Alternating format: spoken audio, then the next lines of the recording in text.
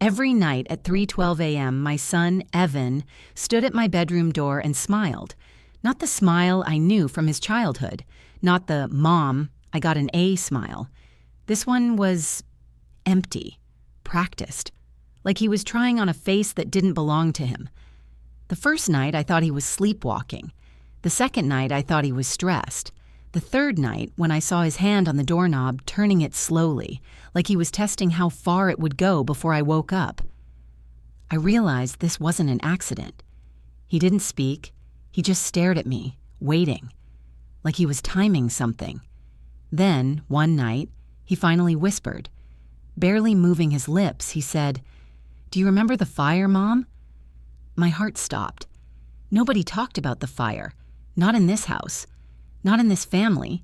That was the rule we never had to say out loud.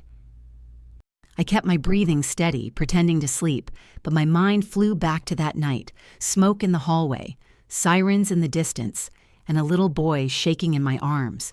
That little boy was now standing at my door, smiling like he knew something I'd spent years trying to forget. The next morning at breakfast, my daughter-in-law, Emily, slid a mug toward me. "Rough night?" she asked, without looking up. Her voice was light, but there was something sharp underneath. "Did you dream again?" I hadn't told her about my dreams. I hadn't told anyone. That's when it hit me. My son wasn't the only one standing at my door at 3:12 a.m. Someone else had gotten there first, inside his head. Stay till the end. You'll see why. And tell me this. If your own child smiled at you like that, what would you do? If you've ever felt something watching you in your own home, this story is yours. I didn't sleep the next night. Not because I was afraid, but because I needed to see it again. I needed to know whether what happened was real or another one of those memories that sneak out when the house gets too quiet. I sat up in bed with the lamp off, my back straight, my hands still, like a woman rehearsing her own calm. 2:57 a.m., 3:03, 3:09, and then, right on time. 3:12, the soft creak of my door. Evan appeared in the crack of darkness, his face half lit from the hallway. He wasn't blinking. People blink when they're just checking on you. People blink when they care. He didn't. "Evan," I whispered gently, "Honey, what are you doing?" He tilted his head slow and unnatural, as if listening to something behind him. "I'm making sure you're awake," he said. I felt the air tighten inside my chest. "I wasn't," I lied. "Yes, you were," he answered, and then he closed the door without another word. At breakfast, the whole house moved strangely. Emily fluttered around the kitchen like she was auditioning for the role of perfect wife.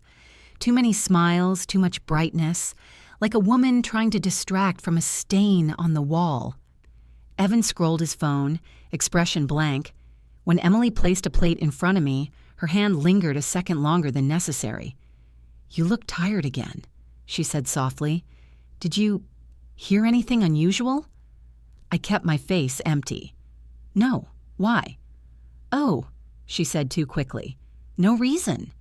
But she swallowed hard after she said it, and that swallow told me more truth than her words ever could. For months, I'd felt the house shift in small ways. Doors unlocked that I knew I'd locked, medication bottles moved from one shelf to another, my shoes rearranged as if someone tried them on and put them back a little too neatly. It wasn't aging. It wasn't memory. It wasn't paranoia. Someone was testing my reality, and that person wasn't a stranger. Later that afternoon, I watched them from the hallway. They didn't know I was there. Evan leaned against the counter while Emily whispered fast, her eyes darting toward the doorway every few seconds. "She's noticing," Emily said, voice sharp.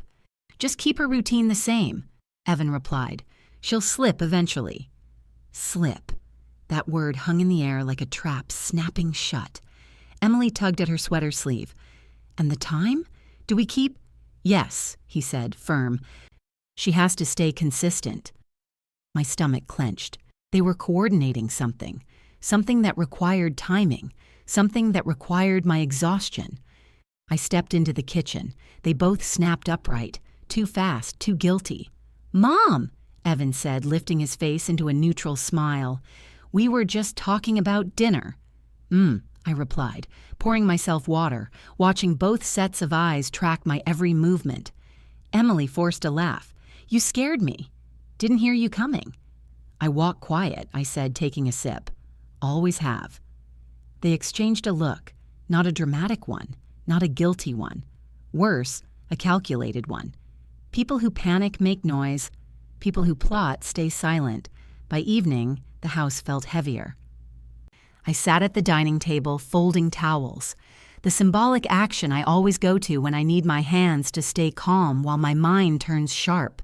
I folded slow, deliberate, the way my grandmother taught me as a child, creases aligned, corners crisp, a quiet ritual of control.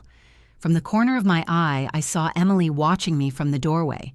Her face softened into that sickly sweet pity young people give to elderly ones when they think we're fading. "You've always been so organized," she said, stepping closer. "It must be comforting, right? Having something familiar to hold on to?" The towel in my hands tightened, fibers stretching, edges digging into my palms. She wasn't talking about laundry. She was talking about my mind. "I've always folded well," I replied calmly. "It helps me think."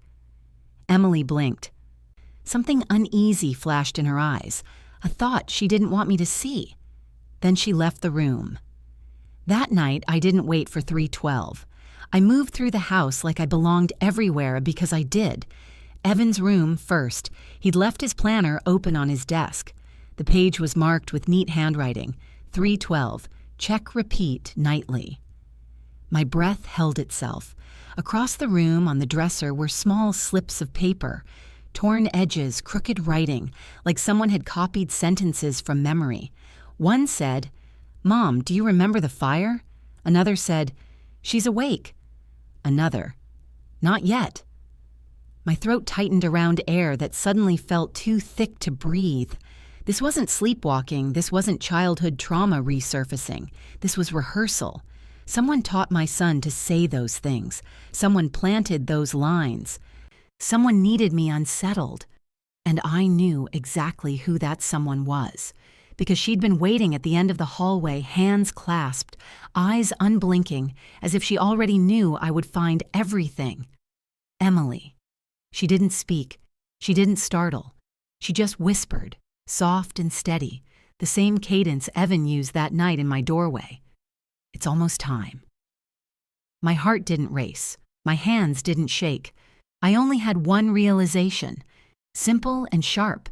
Whatever they were doing, whatever they wanted, whatever they thought I didn't see, I needed to stay one step ahead.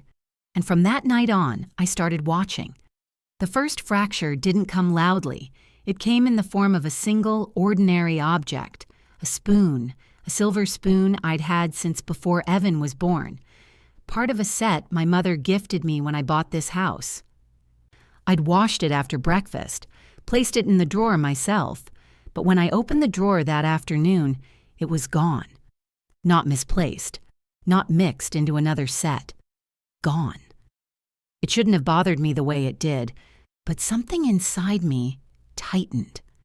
The same instinct a mother gets when her child suddenly goes quiet in another room. I closed the drawer gently, walked through the kitchen, looked into the living room. There it was. The spoon rested on the coffee table, right in the center, perfectly aligned with the table's edges, as if someone had placed it there with a ruler, and Evan and Emily were both upstairs. I touched the metal. Cold. Too cold for something that had been sitting in a warm room. Someone put it there recently, and someone wanted me to find it. The second fracture came that evening. I went to pour myself a cup of chamomile tea, my nightly ritual since I was 17. It calms my hands and settles my mind, but when I lifted the kettle, the water inside felt warmer than it should have. Not enough to burn, but enough to say someone had touched it minutes earlier. "Evan?" I called softly. No response. "Emily?" Silence. I poured the tea anyway, watching the steam rise in slow, delicate lines. Something flickered in the reflection on the stove. A silhouette. I turned. The hallway was empty, but the scent, the faint sweetness of Emily's perfume, floated behind me. She'd been there, standing just close enough to listen, far enough to deny it. I took the tea to the table and sat, my fingers curled around the warm mug, my heartbeat steady. Calm outside, storm underneath. That was something my mother taught me long before she passed. Never let them know when you catch them lying. The third fracture came from Evan himself. He approached me at dusk, hands in his pockets, eyes unfocused like he was following a script only he could see. "Mom," he said quietly, "do you ever forget?" The question dropped like a stone in water, creating rings that reached all the way back to things I hadn't thought of in years. "Forget what?" I asked. He hesitated, swallowed hard, a small nervous crack in his composure. "Where you put things, what you said, what you did." His eyes didn't meet mine. "You've been confused," he added softer. I stared at him calmly. "Have I?" "A little," he whispered. "Emily's noticed too." There it was, the script, not even subtle. My heartbeat didn't rise. My breath didn't shake. I just let my fingers rest lightly against the chair. "What makes you think I'm confused?" I asked. His next words weren't his. They sounded borrowed, rehearsed. "You thought the spoon went missing today, remember? You told us at breakfast." My breath froze. Because I hadn't said a word about the spoon, not to him, not to Emily, not to anyone. Someone wanted me to doubt myself. Someone needed me to. I leaned back slightly, studying the boy I raised. The boy who used to climb into my bed during thunderstorms and tell me he'd protect me. That boy wasn't here right now. This man standing in front of me was shaped by someone else's hand. "Maybe I did forget," I said softly, my tone warm, forgiving. His shoulders relaxed, a sign he thought I was bending. But inside me, something sharpened. Because I knew then just how far they were willing to push. After dinner, I saw it again. A slip of paper, folded neatly, placed on my pillow. I picked it up, unfolded it slowly, and read the shaky handwriting. "Don't trust the mirrors." The breath left my lungs, not out of fear, but recognition. The handwriting wasn't Evan's. It wasn't Emily's. It was mine. From years ago. A note I had written during the fire when I thought the smoke would take me. A note I tucked away in a keepsake box in the attic. A box no one should know about. A box that had been sealed shut since the night my husband died. I pressed the paper between my fingers, feeling the weight of the past and the chill of the present merging into one. If they found this note, they'd been somewhere they had no right to be. And if they placed it on my pillow, they wanted me unstable, uncertain, movable. I placed the note on my nightstand and stared at it for a long moment. Then I turned off the lamp and let the darkness settle around me. But I didn't sleep. I didn't blink. I didn't breathe too deeply, because by then, the message was loud and clear. Every fracture was intentional. Every detail was planted. Every lie was meant to soften the ground beneath my feet until I slipped right through it. But what they didn't know, what they couldn't possibly understand, was that I grew up in a house where truth was a weapon and silence was armor. And from that night forward, I held both. That's when I started watching. The next morning, I moved through the house like a ghost in my own skin. Present, visible, but no longer attached. A quiet shift, a pulling back. When a woman stops reacting, the people who want to control her start panicking in ways they don't show on the surface. That was the first advantage I let myself have. I made coffee with slow, deliberate movements and didn't look at either of them. Not once. Evan hovered at the counter, tapping his fingers, a habit he developed only recently, a habit I recognized as borrowed. Emily stood near the sink, folded into herself with a performance of concern so polished it almost sparkled. "Mom, you're quieter today," Evan said. I nodded once. Emily tilted her head, voice soft as butter left in the sun. "Are you feeling okay? You look a little distant." They wanted me to open up, confide, slip. Instead, I stirred my coffee, watching the swirl of dark liquid until it stilled. Symbolic. On purpose. "You two should go about your day," I said. "My mind's busy." They exchanged a glance. A quick one. Uneasy. Good. Let them wonder what gears were turning. By mid-afternoon, Evan tried a different tactic. He knocked softly on my door. Not the 3:12 a.m. knock. This one was gentler, almost hesitant. "Mom, you hungry? I made sandwiches." He hadn't made a sandwich for me since he was 10 years old. I opened the door slowly, letting the silence stretch just long enough to make him uncomfortable. "That's kind," I said, "but I'm not hungry." He shifted his weight. "You sure?" "Yes." His eyes flicked past me toward the nightstand where I'd left the folded note from the keepsake box. When he saw it wasn't there, his jaw tightened. He'd expected me to keep it visible. He'd expected me to ask, to panic, to tremble. But I had tucked it away in the lining of my robe pocket, close enough to feel, far enough to hide. "All right," he murmured, stepping back. "Let me know if you need anything." But there was no warmth in it, just monitoring. Surveillance wrapped in affection. I closed the door gently, not with defiance, but with intention. Every move I made needed to feel unpredictable to them and utterly natural to me. By evening, Emily tried her own approach. She focused her attacks on smaller things. Quiet digs, gentle corrections, a steady drip of concern. "You missed a spot," she said as I wiped down the counter. I left the imperfect streak exactly where it was. "You forgot your tea," she murmured as she watched me pass the kettle. I walked by without responding. "You're not writing in your planner anymore," she noted when she spotted it untouched on the shelf. "I don't need it today," I said lightly. She blinked, thrown off by the lack of friction. People like Emily, people who manipulate with subtlety, need you to react. Your reactions are their oxygen. When you stop feeding them, they suffocate quietly. That night, I did a small, symbolic action that shifted the whole dynamic. I took out my sewing kit, sat in the living room, threaded a needle, and began stitching a loose button on an old cardigan. Simple. Ordinary.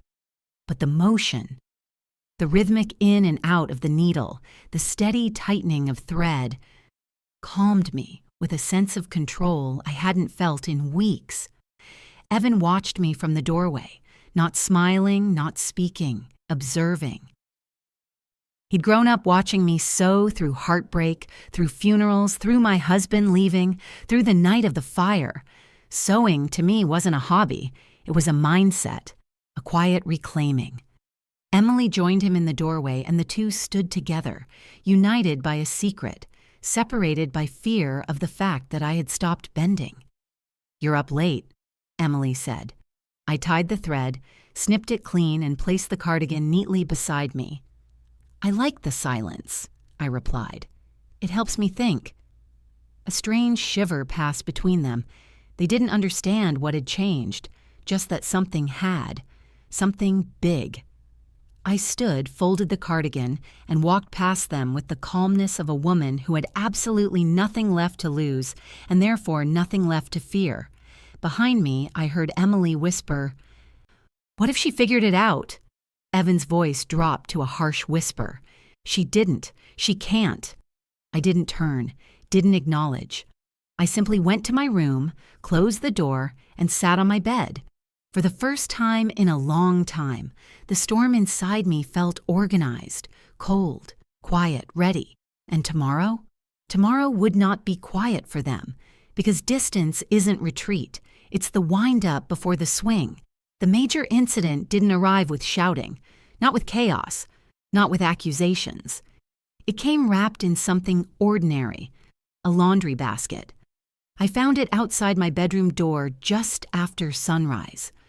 Folded shirts, warm towels, and one item that didn't belong at all. A navy sweater. Not mine. Not Evan's. Not Emily's. It belonged to my late husband, a sweater I buried with him the day we lowered him into the ground. My breath paused, not in fear, but in the strange clarity you get when the world shifts so fast your heart hasn't caught up yet. I lifted the sweater. The fabric smelled faintly of cedar.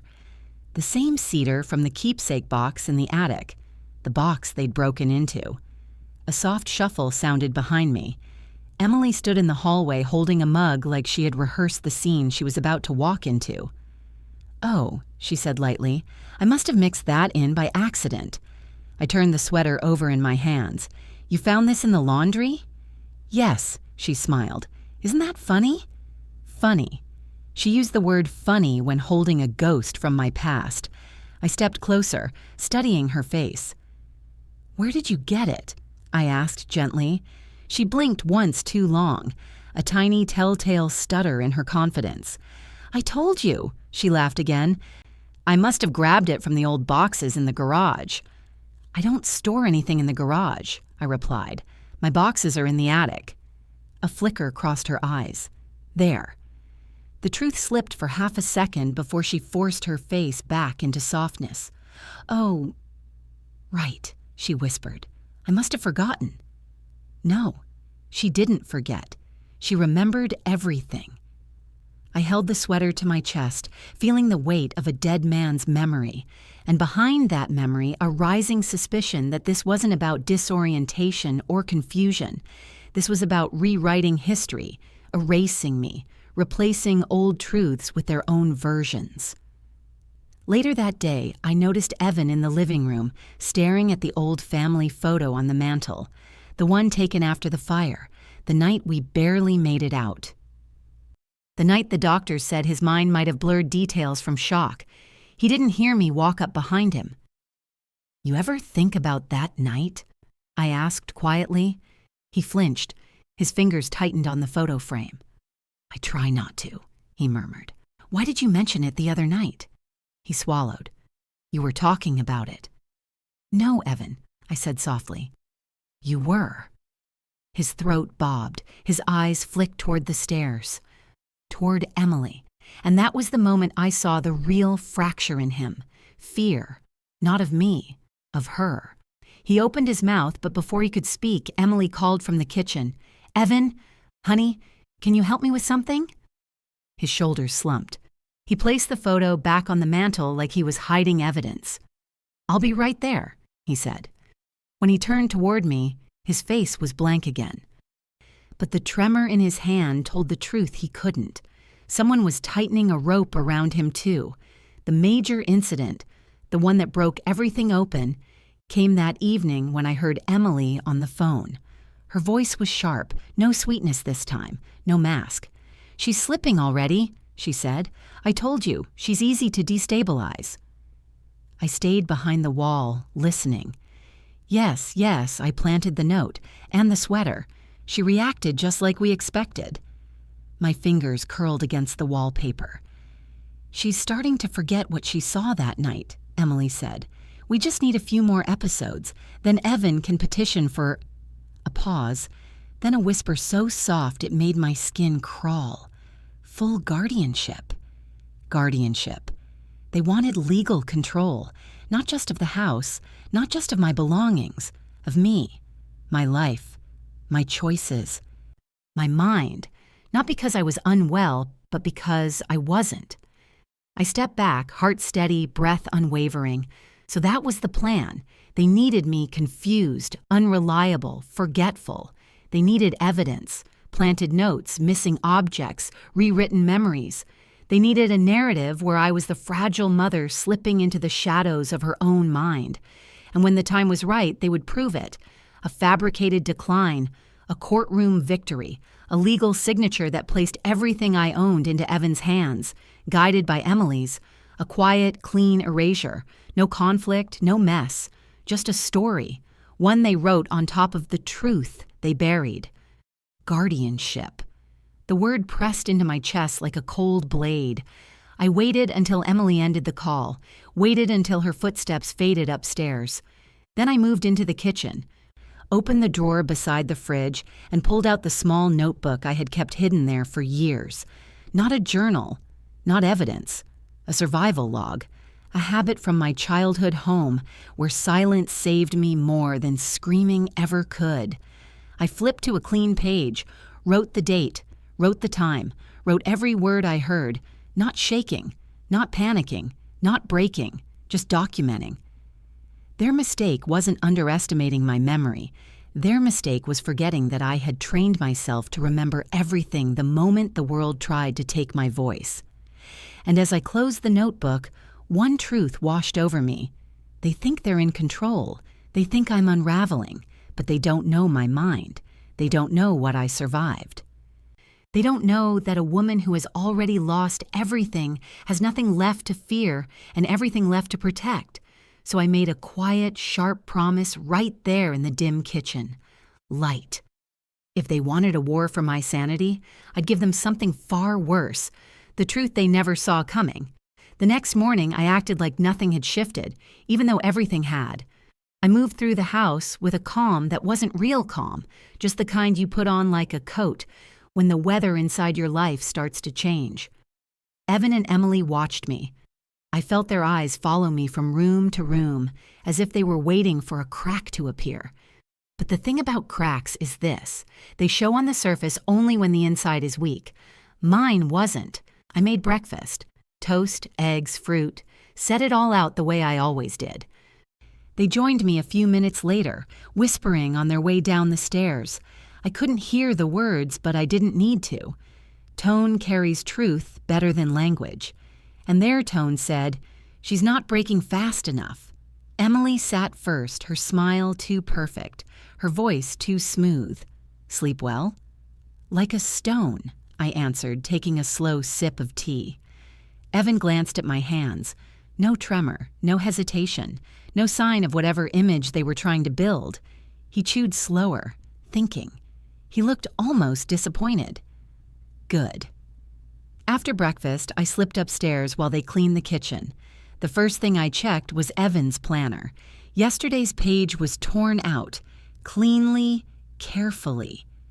The rest of the planner was untouched, but that single page, 312, check, repeat nightly, was gone. They were covering their tracks. I opened the top drawer and found something I hadn't expected, a small black voice recorder, not hidden well, just tucked under a folded t-shirt like he'd rushed. I clicked play, expecting whispers, instructions, maybe Emily's voice feeding lines into his ear, but all I heard was breathing, my breathing, recorded from outside my door, recorded on different nights, recorded with quiet patience. I put the recorder back exactly where it had been. That wasn't the proof I needed. That was the proof they needed. Evidence they thought would show instability, paranoia, disturbed sleep. They were building a case. I was building something else. I went to the guest room next, the one no one uses. The door was cracked open. That alone made me pause. Evan and Emily never left it open. Inside, the bedspread had been straightened. The pillows fluffed. It looked like someone had been sitting there very recently. On the nightstand was a small stack of papers. Blank. Perfectly blank. But the way they were stacked told me they had been flipped through again and again. Someone was rehearsing something. Someone was practicing. I heard a footstep behind me. Evan stood there, eyes a little wide. "Mom, you okay?" "Just checking linens," I said calmly. "You know how dust collects." He nodded, but the nod wasn't natural. It was tight, controlled, almost fearful. "Emily was looking for you," he added. "I'll be down in a moment." He hesitated. "You're sure you're all right?" I gave him a soft smile. "I'm sure. Are you?" That question landed. You could see it in his shoulders. He didn't know how to answer because Emily hadn't prepared him for that. When he left, I checked the closet. The air was slightly cooler inside, like the door had been opened recently. A shoe print, small and narrow, sat faintly on the wooden floor. Emily's. She'd been in here. Doing what? I didn't know yet. But she'd left a trail by mistake. Back downstairs, I found Emily wiping the counter with slow, careful strokes. Too careful. She looked up at me, eyes searching, as if hunting for symptoms. "Can we talk?" she asked. "Of course," I said, sitting at the table. "I know this is a lot," she began. "Aging, stress, trauma. Sometimes things overlap. Sometimes we see things differently." I nodded politely. She continued. "It would help if you kept notes. Just simple ones. What you do each day. Where you put things. How you feel." She slid a small notebook toward me. It wasn't mine. It was new, clean, unopened. A fresh script, ready for me to write myself into the story they wanted. "I already keep notes," I said, pushing it back. That surprised her. "You do?" "Since I was a girl, old habit." I smiled lightly. Memory is stronger when you treat it with respect. She didn't like that answer. Her eyes twitched, just a little. She stood up and walked to the sink, gripping the counter so tightly her knuckles whitened. She thought she hit it. She didn't. Later that afternoon, I received a small twist I didn't expect. A new ally, a soft knock at the door. Not Evan, not Emily. It was our neighbor, Mrs. Carter. She'd brought over a tin of lemon cookies, the kind she baked when she sensed something wrong in a household. That woman had a sixth sense for trouble. She glanced behind me, making sure no one else was listening. "You doing all right, May?" she asked quietly. "I'm fine," I answered. She narrowed her eyes slightly, studying me with that mother-to-mother intuition that can't be faked. If you ever need to talk or stay somewhere or anything, my door's open. I felt the message under her words. She'd noticed things. Before I could respond, Emily appeared behind me with a brightness that stung. "Hi, Mrs. Carter. Everything's fine here." Mrs. Carter didn't smile back. She stared at Emily a second too long, then looked at me again. "Just making sure," she said. When she left, Emily closed the door slowly and turned to me. "You didn't tell her anything, did you?" "No," I said. "And you won't?" I didn't blink. "I won't need to." That answer made her shift uncomfortably, as though she felt a change she couldn't name, a shift she hadn't orchestrated, a narrative slipping out of her hands. That night, I sat on my bed, the house silent around me. But the silence wasn't heavy anymore. It was sharp, useful, a place where thoughts could form clearly. Their plan was tightening. My clarity was growing sharper. And the one thing they never accounted for was this. I had already begun turning every move they made into evidence they couldn't erase. Tomorrow, the balance would shift again, not in their favor. Truth never arrives politely. It shows up the way a storm does. Quiet at first, distant, easy to ignore if you don't know what you're looking at.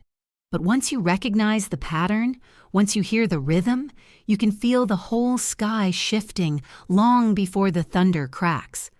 That morning, the sky inside my home shifted for good. It began with a letter taped to the fridge. Not in an envelope, not hidden. Open. Plain. Like someone wanted it found. It was from a neurologist, a name I didn't recognize, from a clinic I had never visited.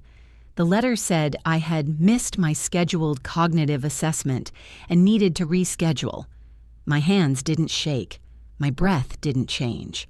I read every line twice, each sentence sharpening the lines of the trap they'd built.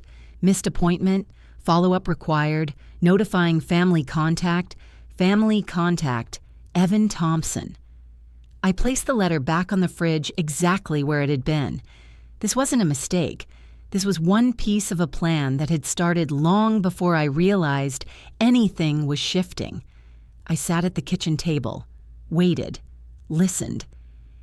Evan came downstairs first, rubbing his eyes. He froze when he saw the letter. "Oh," he said too quickly. "You found that?" I didn't answer. Emily joined him, and her face arranged itself into concern so smoothly it almost looked natural. "We didn't want to overwhelm you," she said softly. We thought it might be time for a checkup, that's all. I never scheduled this, I replied. You forgot, she said. Not a suggestion, a statement. I didn't forget. She paused, but she didn't step back. It happens, May. A simple reply, but the tone was a knife, not sharp enough to draw blood, but enough to remind me she was willing to cut. Who made the appointment? I asked. Evan swallowed. We did. Why? Because we care, Emily answered before he could speak. Because your memory slips. Because you've been confused. Because... I raised a hand, and she stopped talking. Not because she wanted to, but because she hadn't accounted for the strength of silence. I'm not confused, I said. I'm observant. Emily's expression tightened, just slightly. Worry, threat. I couldn't tell which one bothered her more. Before she could respond, there was a soft chime from the front door, someone entering a code. My breath stilled. The only people with the code were the three of us, and...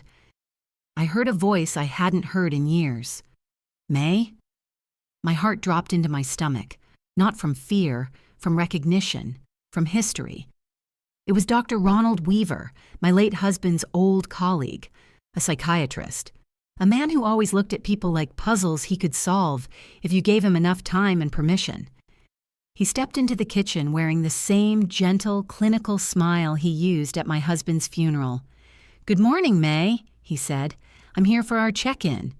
Our what? I asked calmly, though my pulse grew colder by the second. Emily stepped forward as if she had orchestrated a grand reveal.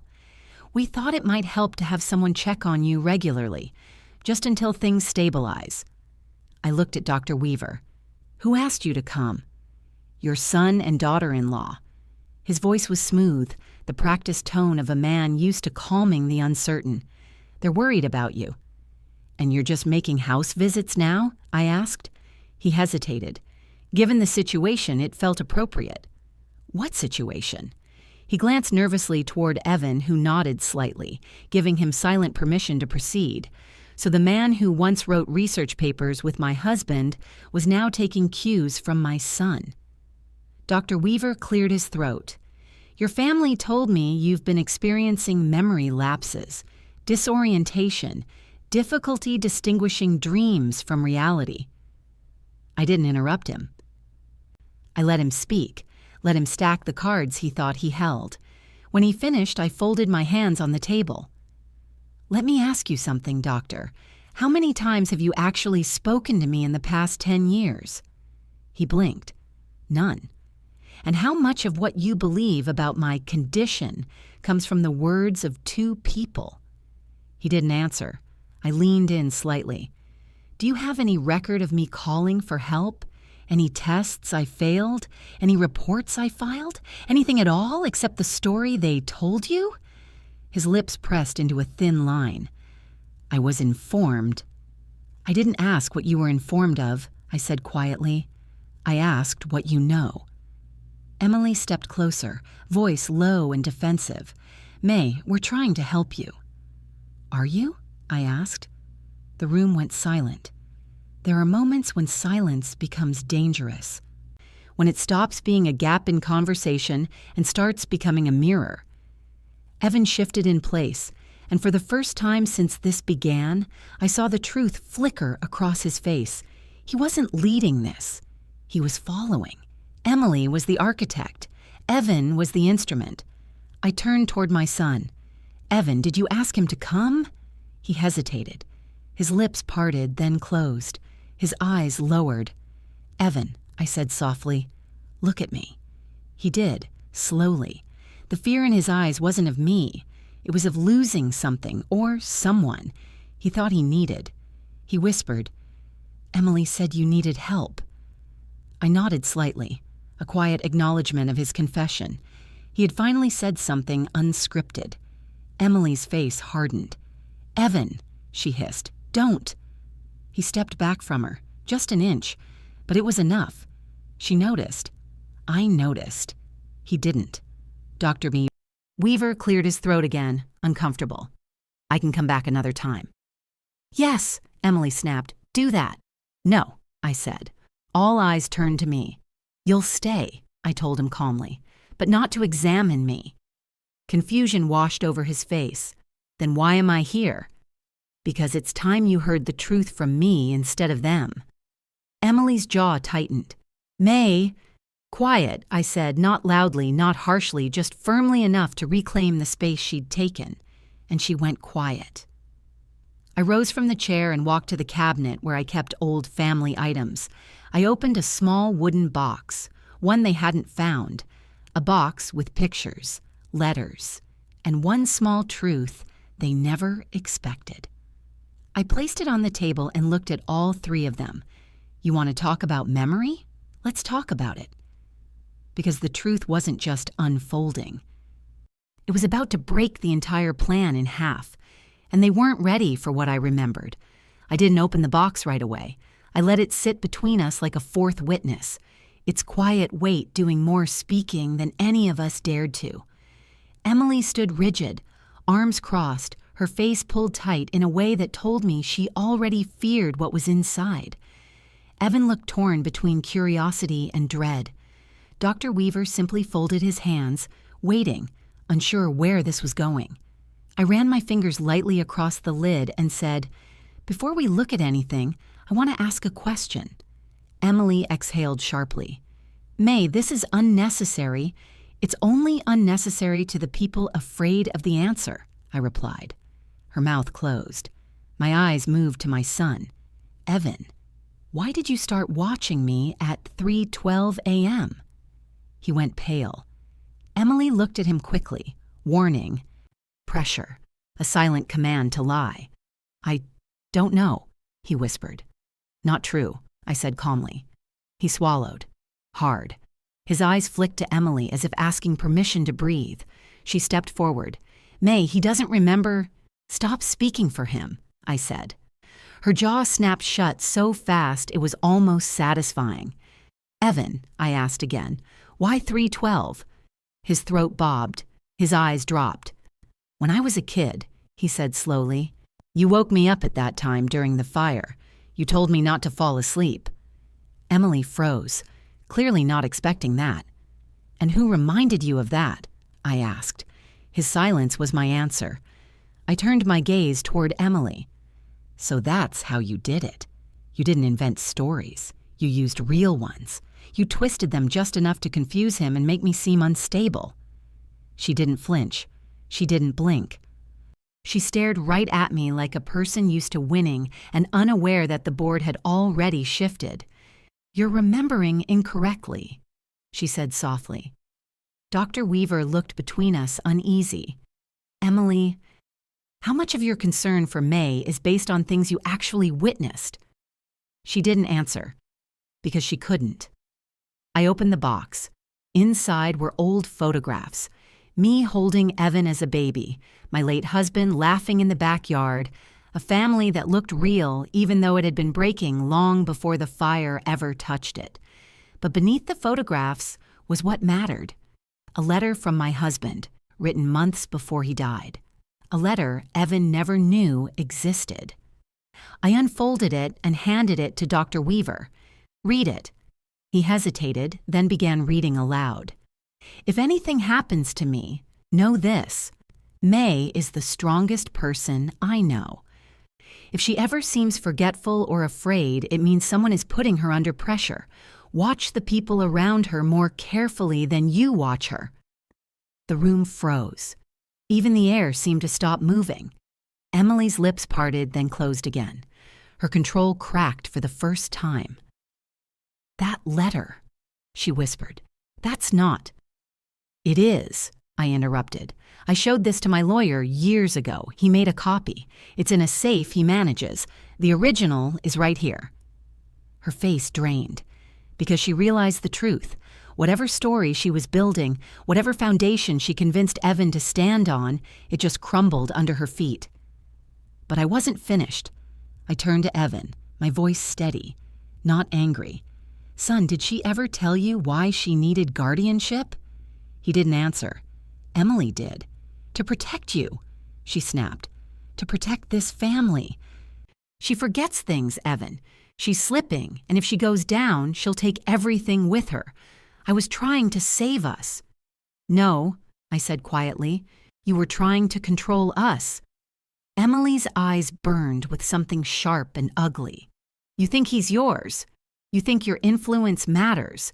You've been slipping since the night of that fire. Then why did you rehearse his lines?" I asked.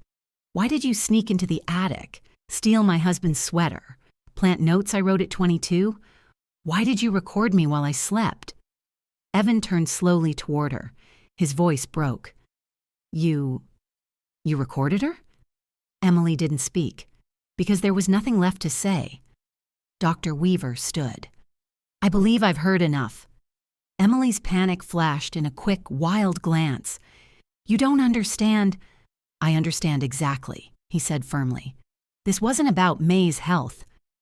This was about influence and power.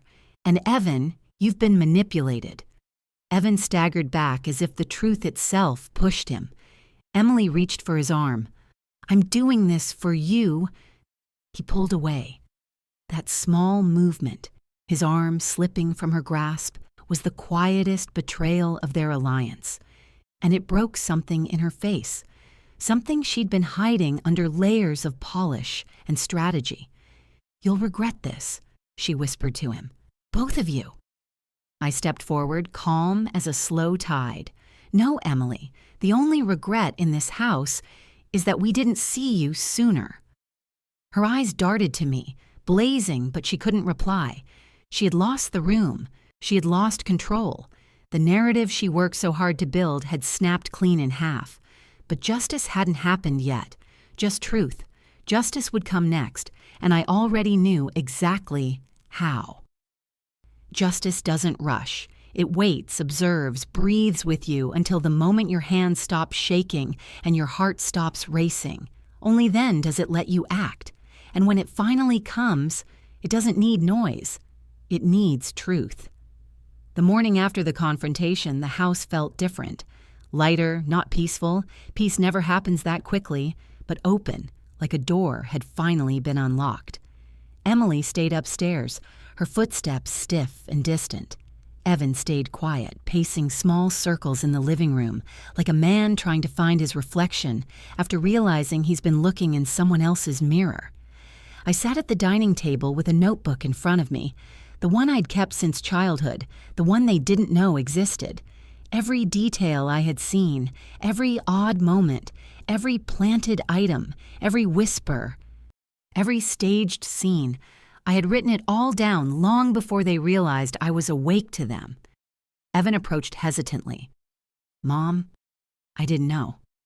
"I know," I said softly. "No," he repeated, voice cracking. "I really didn't know."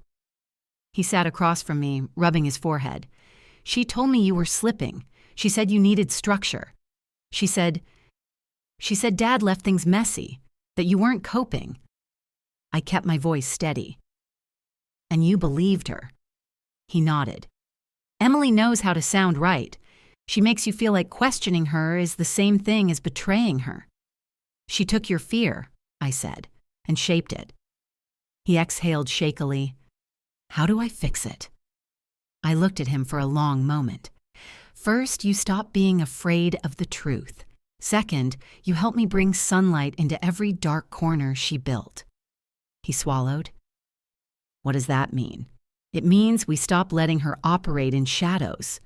He didn't understand yet, but he would. That afternoon, I invited Dr. Weaver back, not for assessment, but for documentation, a full professional statement about what he witnessed, Emily's manipulation, her rehearsed stories, her push for guardianship, and the absence of any real medical concerns. He was uncomfortable, but he agreed. "May, you're sharper than most of my colleagues," he said while writing. "This isn't cognitive decline. This is coercive control directed at you." His words weren't a comfort. They were a weapon, clean, clinical, undeniable. When he left, I made my next move. I called the person Emily feared without ever saying it aloud. My lawyer, a practical man with a steel spine and a memory sharper than mine. He arrived within an hour, listening as I laid out everything: the notes, the recordings, the planted objects, the neurologist's letter, Dr. Weaver's statement. When I finished, he folded his hands. "May, this isn't just manipulation. This is an attempt at fiduciary fraud." "I know." "An attempted undue influence." "I know that, too." "And if we take this public—" "Oh, we will," I said calmly. His eyebrows rose. For the first time since I'd known him, I saw him look almost impressed. "You're not angry," he said. "No, anger would distract me." He smiled faintly. "Very well, what's the plan?" And I told him. Not vengeance, not screaming, not destruction, exposure. Because people like Emily don't fear punishment. They fear being seen. The chance arrived sooner than expected. 3 days later, we had a scheduled neighborhood meeting, something small, casual, held in Mrs. Carter's backyard every month. Emily loved attending. She loved being admired, loved looking like the devoted daughter-in-law and caring wife. She dressed beautifully that day, makeup perfect, hair soft, smile bright. She was ready to reclaim the narrative, to make me seem distant and fragile again. She didn't know what was coming. The neighbors gathered, sharing food and small talk. Emily stayed close to Evan, squeezing his arm every few minutes like she was reminding him which team he belonged to. Then Mrs. Carter approached me. "You brought the papers," she whispered. "In my bag," I replied. She nodded. "Good, let's begin." We moved toward the patio where everyone had gathered. Mrs. Carter cleared her throat. "Before we start, May has something she wants to share." Emily's smile faltered. "Oh? Really?" She looked at me like she expected to guide my words. I stepped forward, calm, straight-backed, clear-eyed. "In the past 3 months," I began, "I've experienced a series of unusual incidents in my home. At first, they seemed random, small things, odd things, but they weren't mistakes." Murmurs filled the patio. Emily stiffened. "May, maybe this isn't the place."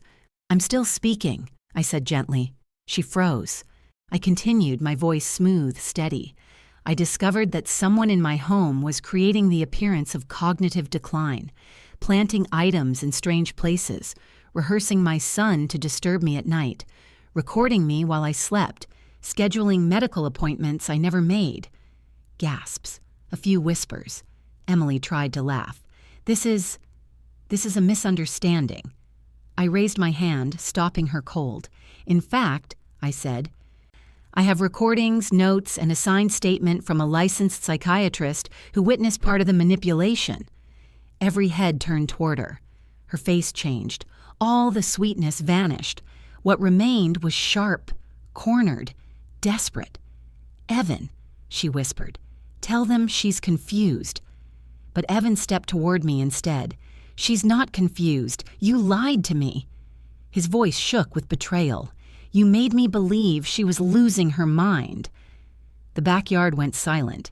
Emily stared at him, stunned. "Evan—" He stepped away from her. My lawyer walked forward, handing a small packet to Mrs. Carter. "Just for record," he said, "this is being filed formally." That was the moment Emily broke. Her eyes burned, her hands trembled, her voice tried to form excuses, justifications, anything that would salvage her image. But it was too late. Everyone saw her, really saw her, and she wasn't the woman she pretended to be.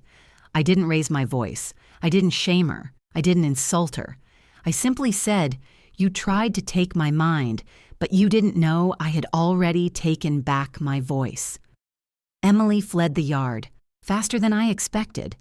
The neighbors watched silently as her carefully built world shattered behind her footsteps. Justice wasn't loud. It was a quiet shift of power, delivered with truth. And for the first time in months, I felt the ground steady beneath me again. The house was different after that day. Not louder, not brighter, just honest, the way a room feels once you open all the windows and let the air clear itself. Emily didn't return that night, or the next. She sent one message to Evan, a short one. Clipped and cold. I'll come for my things when she's out of the house. I didn't respond.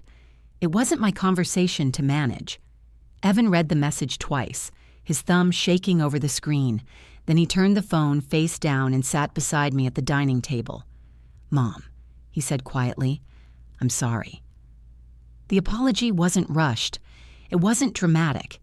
It came from a deeper place, the place where children realize the person they trusted wasn't protecting them, only controlling them. "I should have listened to you," he whispered. "You listened," I said, "just not soon enough to see the danger before it reached you." He looked at me, eyes heavy with regret. "How did you stay so calm?" "Because I had to, because fear is a luxury and survival is a practice." But I didn't say that. I simply reached for the kettle and poured chamomile tea into 2 cups, the steam rising in soft curls between us. "You learn to be calm," I said, "when people want you to fall apart." We sat together in that silence, the kind that doesn't hurt, the kind that lets you breathe. The next morning, I found Evan in the living room folding the laundry, my towels, my shirts pressed and stacked with care. He wasn't great at it. He folded the corners unevenly, but the effort softened something inside me. He looked up, thought I'd help. I smiled. A small one, the kind that fits quietly in the heart without making a show of itself. When he finished, he placed the last towel on the pile and said, "I want you to stay here, with me." "I live here," I said gently. "But I mean really stay," he added. "No more tiptoeing. No more pretending everything's fine. I want to fix what I can." It wasn't a promise. It wasn't forgiveness. It was an opening, and openings matter more than endings. We spent the day cleaning rooms together, clearing out corners that had been holding shadows for too long. Evan boxed up Emily's things by himself, his shoulders sagging with each item he placed inside. Grief isn't always losing someone you love. It's realizing who they were while you loved them. Around sunset, I went to the backyard, sat on the old wooden bench by the maple tree, and let the quiet settle in my bones. The golden light slanted across the grass, and the breeze carried the faint scent of cedar from the sweater they'd tried to use against me. I had washed it earlier and folded it neatly inside the box where it belonged. Sewing, folding, making tea, small rituals that had held me together even when the ground tried to slip. Now they felt like symbols of something else, reclaiming, rebuilding, remembering myself. Evan came outside, sat next to me, and didn't say anything for a long while. He didn't have to. When he finally spoke, his voice was low. "Mom, do you forgive me?" I placed my hand over his. "You were lost," I said. "Not cruel." He nodded, eyes glistening. "I want to do better." "You will." The sky darkened into a soft blue, and the first star appeared. I breathed in the cool air and felt something settle inside me. Something quiet and firm. Not victory, not triumph, just peace. The kind of peace that comes after you've walked through a storm with your mind intact. Inside, the kettle clicked off by itself. I went to pour another cup of tea and watched the steam rise, slow and steady. The same ritual, the same cup, but a new calm. I wasn't afraid anymore. Not of shadows, not of whispers, not of night. The house was mine again, and more importantly, so was I. 5 years pass quietly when you stop letting other people's storms pull you under. It's strange how a house can feel bigger once the wrong person is gone, how the walls breathe easier, how even the shadows look honest. Evan stayed, not out of guilt, not out of fear, out of choice. He found a new job in town, something steady, something that didn't leave him anxious or empty. He goes to therapy now, too, where he untangles the knots Emily tied around him, one thread at a time. Some days he leaves those sessions lighter, other days heavier. Healing doesn't walk in a straight line. We've rebuilt our relationship the same way I once taught him to build a birdhouse, slowly, intentionally, fitting one piece at a time. He doesn't stand in my doorway at 3:12 a.m. anymore. Sometimes he knocks at 8 p.m. with a silly question just to hear my voice. Sometimes we sit on the porch watching the road, saying nothing at all. Emily never returned. Her things were collected by a moving service. No note, no apology, no closure. And that's fine with me. Some chapters don't end with punctuation. They end with silence. And that silence is its own answer. As for me, I still drink chamomile tea at night, but now the steam doesn't carry tension with it. I sew sometimes too, not because I'm calming myself, but because the rhythm feels like a quiet reminder of the strength it took to survive something invisible. Mrs. Maillard, Carter still brings lemon cookies every few months. She never says she's checking in on me, but we both know she is. Old women don't waste energy on lies. And the house feels like a friend again. 5 years later, I understand something I didn't know back then. Sometimes being left behind is the fastest way to get ahead.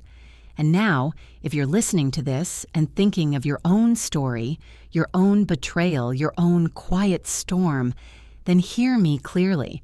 What would you have done in my place? Tell me in the comments. And if you've ever trusted the wrong people, this story is for you.